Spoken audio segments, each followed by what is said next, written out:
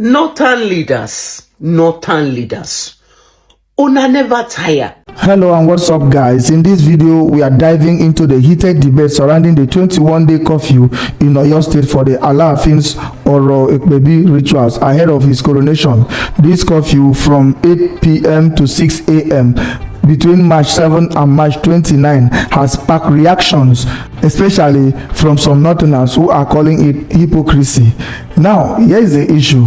Some Northerners argue that when governors in the north shut down schools for Ramadan, many in the south were against it. But now, the Alaafin'S exclusion is restricting movement for both Christians and Muslims who are not traditionalists, and they are asking, why the double standard? New Post TV reports that critics say in the north, major decisions like closing schools for Ramadan were made without consulting stakeholders, but in the south, traditional practices are deeply respected regardless of religion. In Yoruba land, tradition comes first before religion. Muslims, Christians, and traditionalists have coexisted for years with mutual respect for cultural practices. Some argue that in the north, organizations like Hizbah enforce religious laws without considering others, while in the south, traditional rulers ensure that cultural practices do not interfere with religious activities. Unlike in the north, where religious laws are imposed, Yoruba traditionalists make accommodation for everyone, ensuring religious freedom. So, is this really hypocrisy, or is it just a cultural difference? Guys, I'll let you watch this video for yourself so you can see exactly what I am talking about. Also, don't forget to like, share, and subscribe to this channel if you haven't already done so. Take a look, guys, and remember to share your thought after watching.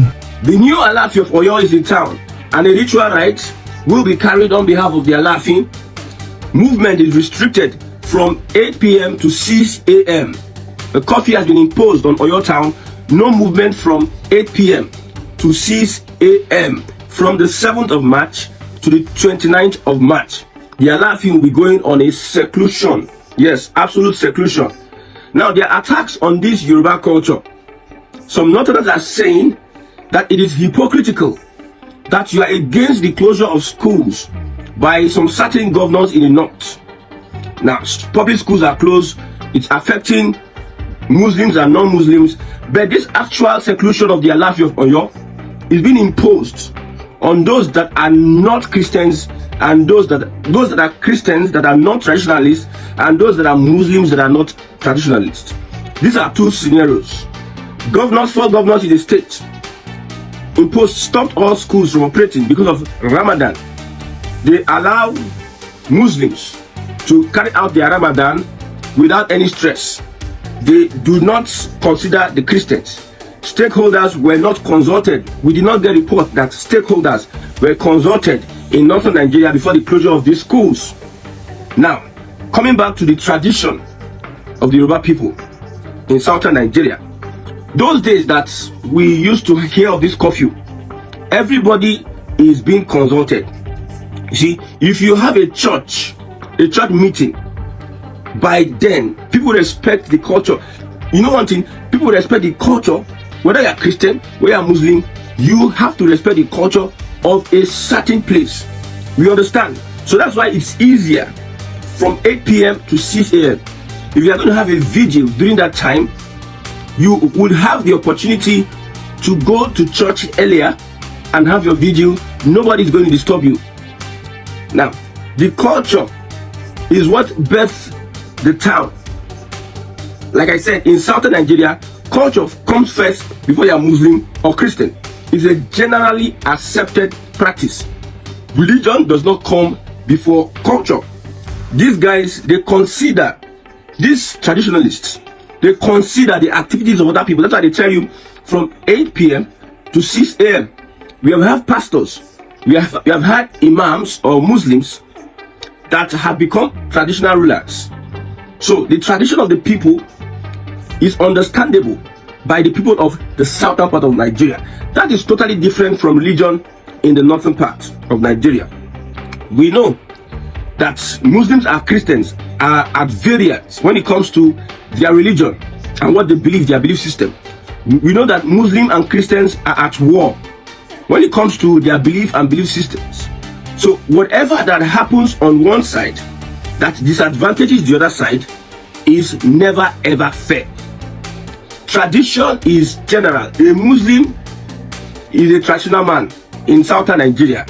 A Christian is also a traditional man in southern Nigeria. Although there's some practices that would not be accepted by either the Muslims or the Christians, but we do not write off the rights of everybody to exist.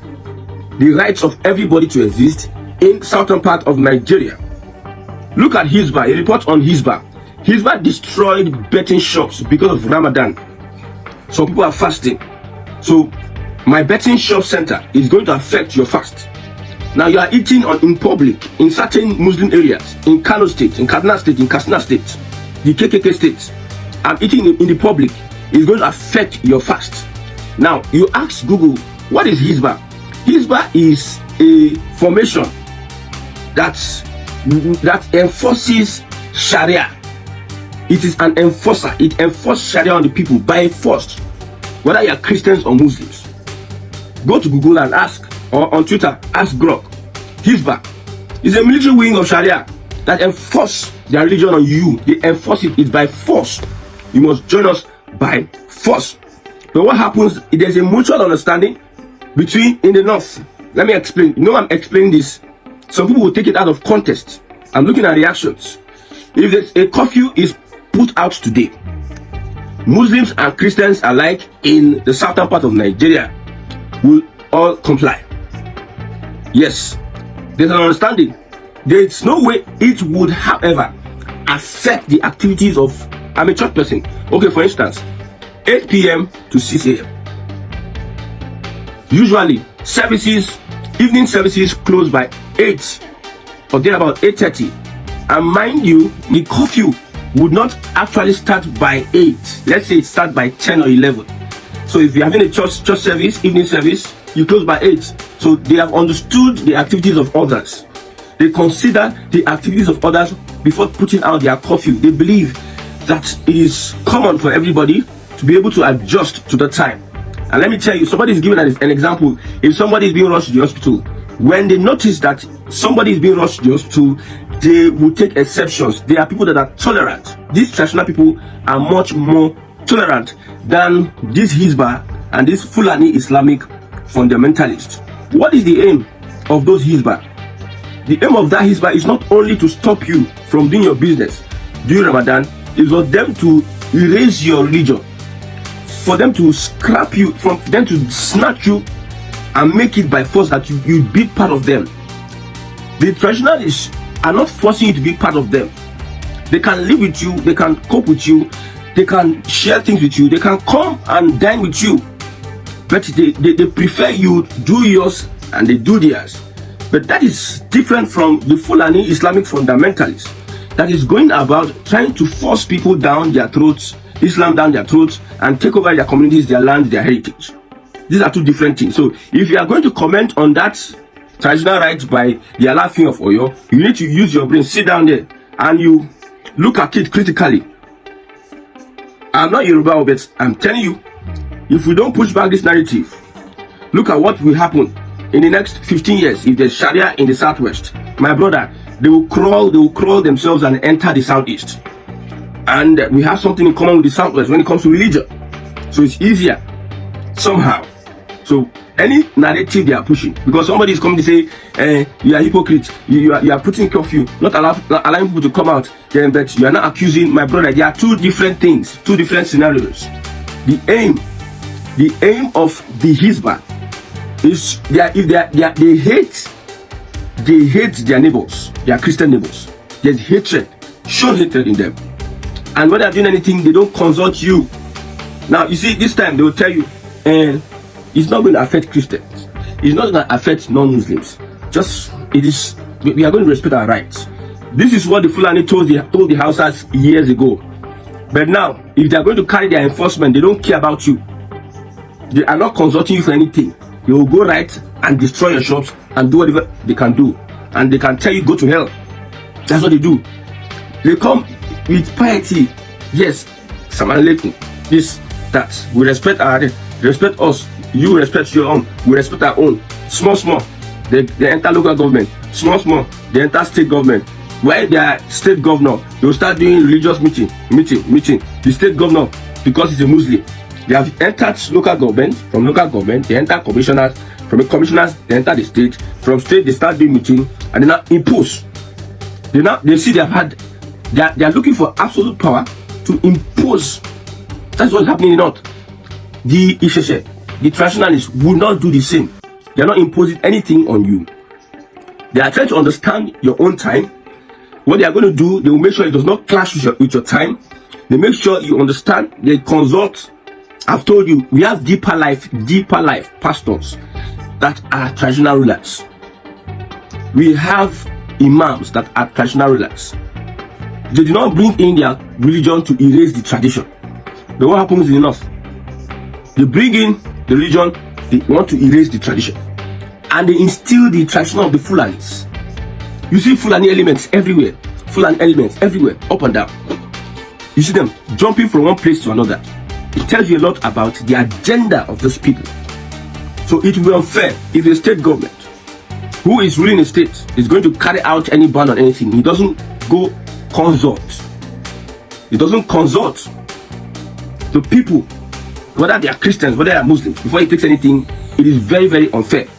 Like we said, this 40 days length of Christian fast, maybe southern state or a state like Lagos or Osun State, because it's being ruled by a Christian, impose curfew or ban or stop public schools because of 40 days length. What would the Muslims say? What would the other ethnic or other religions say? We had a Muslim ticket in Nigeria. Nobody is fighting anybody. Nobody is destroying anybody because of the Muslim ticket. But if it were to be a Christian ticket, we have seen the hypocrisy of the other side, shouting to their top voices. You don't compare the tradition of the people to the religion. I've told you, people respect the tradition because the tradition respects them also. Religion, the Christian, the Muslim religion, they do not have this coexistence. They find it difficult to coexist together. That's why when you find Muslim in Muslim countries, they make it difficult for every other religion, especially Christianity, to thrive. Although the Christians are accommodating, they are liberal. Telling you that they're liberal, they will make it easy for a Christian country will make it easy for Muslims to practice their religion. But a Muslim country would not make it easy for a Christian to practice their religion. A country that is tradition based will make it easy for both Muslims and Christians to practice their religion. You can see the difference. A country that is tradition, that they have it tradition. Look at Brazil. I don't know. They make it easy. If you're a Christian, you practice your Christianity. They don't. If you are Muslim, you practice your Islam. No. But go to Muslim countries. Go to countries led by Muslims, especially the fundamentalists. They don't want anybody to breathe.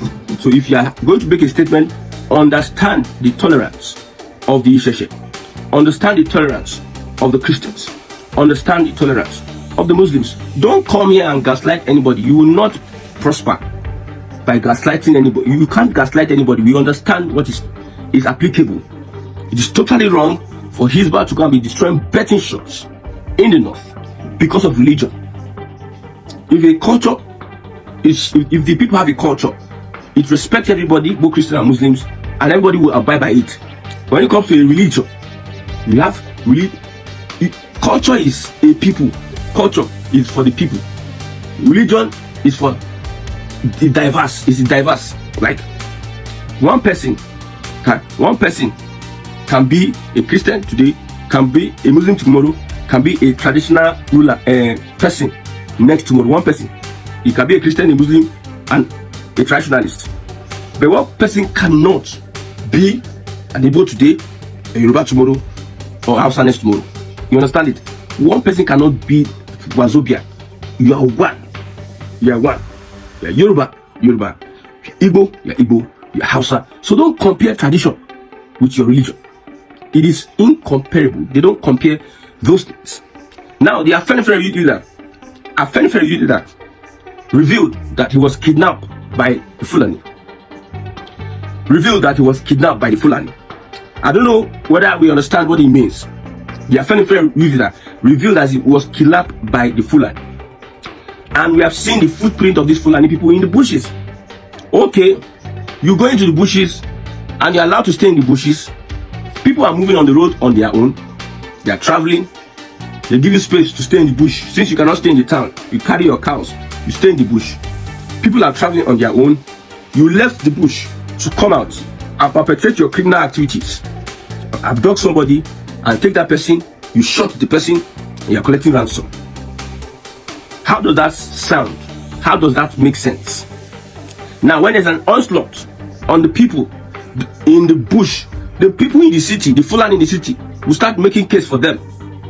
Now, throughout this ordeal of this Alaafin'S youth leader, we don't hear the intervention of these Fulanis, that are politicians. We are not seeing their intervention. They're not condemning the act. They're not speaking against it. They just look like moo, as if nothing is happening. I was going to Ogun State the other time. I saw the immigration zooming in Ogun State. They were zooming. Guess who are the people they were zooming? The boss. They had their ambulance, their entourage, and there's a bus, and that bus was filled with Fulanis. They have started going into the forest to pick them up. Because what is your agenda? You come to a place, you put fear in the hearts of the people, you expect the people to run away, you kidnap, use it to whatever. You expect the people to run away, then you take over their lands, and you spread and spread and spread into communities. And these people, I've said it, all these things we are doing online, you think that they are reasoning with us. They are not on the same page with you. They are like zombies. They are running their own package. The other time that Amotekun arrested over 100 of them, they said that almost 80 to 90 never knew the reasons why they are going into the forest. They just carry them and dump them in the forest. We're awaiting instructions. It tells you that there's an agenda as much as. So if anybody is coming to attack the culture of the southern part of Nigeria because of a religion, because of Sharia, that one has lost it. He has lost it. This traditional rights will go on. It will be respected by Christians, it will be respected by Muslims, and the same traditionalists. Bible tells us, I'm a Christian, give unto Caesar what belongs to Caesar. What belongs to Caesar is in your hands also. Give unto God what belongs to God. So the respect that is deserving of Caesar, the authorities, you give it to them. This Alaafin is an authority. So nobody is coming to gaslight anybody. We know the plans. We know how the Hausas have been defeated by the Fulani. We have explained it a very long, so many times we have explained it. We know. Now another issue is rehabilitation camp. This one affects me personally as an Igbo man. Affects me personally. Rehabilitation camp for, they call them low-key terrorists and bandits.